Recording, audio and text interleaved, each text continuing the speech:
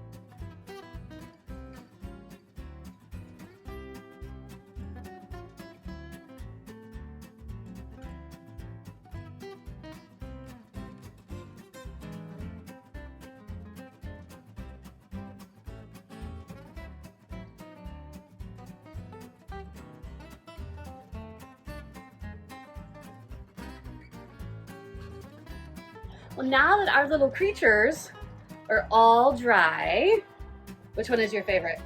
I like this one. The owl. Our little rock owl, super cute. So now that these are all dry, we can just put them around the house or keep them for ourselves. We could put them in our garden, or we could even go and put them out at the park for other people to find.